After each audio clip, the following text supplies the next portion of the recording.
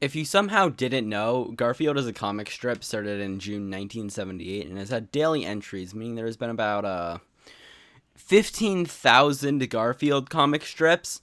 He's obviously pretty popular in memes and stuff, but this is more about like the comics and the series as a whole, not the movies and stuff. To start off, I just want to say that Garfield is not funny. But that being said, it doesn't really have to be. Because, like, back in the 1980s, you either had, like, the newspaper or Stick and Hoops, I think. I wasn't there. My point was that there wasn't much stuff to do, so, like, anything that isn't Sticks and Hoops was fine. As an example of the 1980s, take this comic from 1979 because heck yeah.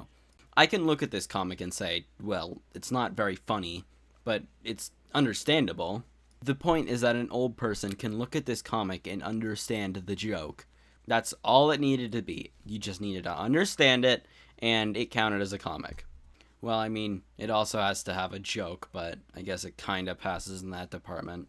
However, in modern day, instead of just having like 10 okay jokes every day, you can find hundreds of thousands of free jokes online. Hell, the fan comics are funnier than the actual comics. Why would you ever pay for something inferior in quality for years on end?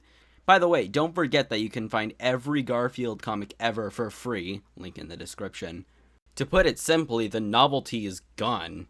And yes, I know you know this, but for some reason they keep pumping out these comics like it's still some big thing. Garfield is only really popular by word of mouth nowadays, not the comics. With a comic series going on for 4 times the length of an actual cat's lifespan, change is bound to happen, especially with art style. Garfield is no exception. You have classic Garfield, who has droopy cheeks, is very angular, looks like a real chonker, is evil, and is all around a really neat design. However, in the next couple of years, Garfield lost weight and became more humanoid so that they could express more. And finally, in January of 1979, you can finally see his early 80s design. Technically, yes, it started to take hold in the late 70s, but his series was started in the late 70s and it changed a lot in those 2 years, so shut up. Then, on New Year's of 1984, it started to look more like modern Garfield. Again, technically speaking, we don't actually see him stand up like he usually does nowadays until January 2nd of 1985, but his neck becomes much more obvious during this time. I don't really like modern Garfield since, as I'll touch on later, he's basically just a person in a cat suit. But anyways, the last one on this list is Bill Murray. We don't speak of Bill Murray. Another notable difference between classic Garfield and modern Garfield is Garfield's tone as well as the laws of the universe. Original Garfield was very rude.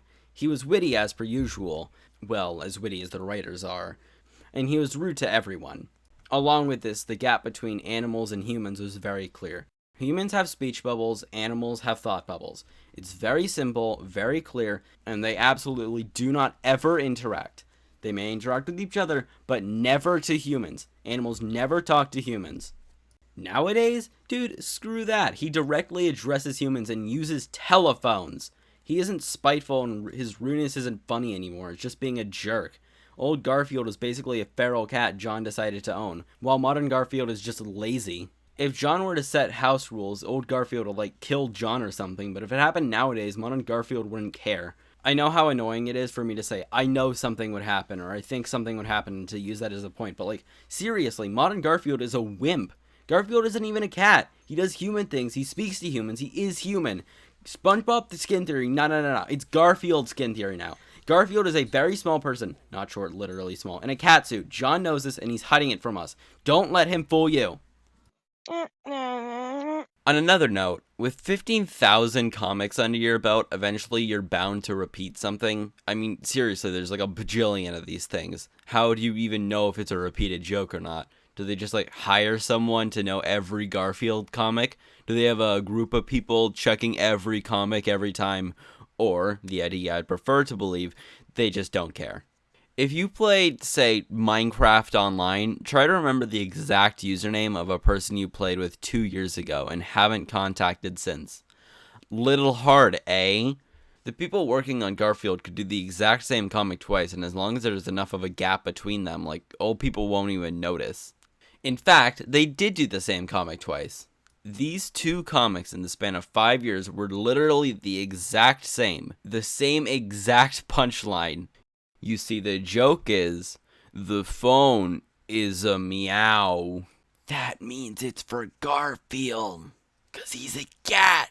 Same joke 2 times. Why even try? But no. That's not it, ladies and gentlemen and others of high class. Apparently, in November of 1998, Jim Davis really liked the idea of fat jokes on Thanksgiving, because for nearly a week straight, he made comics with the exact same thing. Garfield is talking to a scale. That's not an exaggeration. Sure, the joke is different each time, but for 6 days straight, the general theme is that the scale is opinionated. Let me read this how I think Jim Davis wanted it to be read. The scale has a personality, and Garfield doesn't like it because it's a talking scale. Wasn't that just so vibrant and interesting? Aren't you glad I read that to you? Following the line of weird points, why is I'm Sorry John such a popular point to make about how weird Garfield is? Yeah, he doesn't really look like a cat, but at least he is one. I don't care if Arlene is supposed to be a cat. She isn't. In the movies, she's a Russian blue cat, according to my notes, but this thing, not a cat. Looks like a weird Muppet. If I ever see a pink cat that is 90% neck and has giant lips, I'm calling the frickin' Men in Black, because I think one of their aliens escaped. This thing cannot be just allowed to exist. I mean, we have to kill it, right? We can't just let this thing exist. I mean, I'm not an authority on the attractiveness of cats, but why would anyone choose to adopt this? Ever. The last thing I want to touch on is that every Sunday comic is longer and it has a custom title. Now, you might be thinking that since this video has been mostly taking a big ol' poo-poo on Garfield, I'm going to make fun of them too. But no, the art is really good. I genuinely like it. Don't get me wrong, it's not funny by any means, but I'll swallow my pride when it comes to these designs. The comic from May 2nd, 2021 would look really nice on a poster if anyone actually liked Garfield. And this is a modern comic, so you know it's not any bias I have.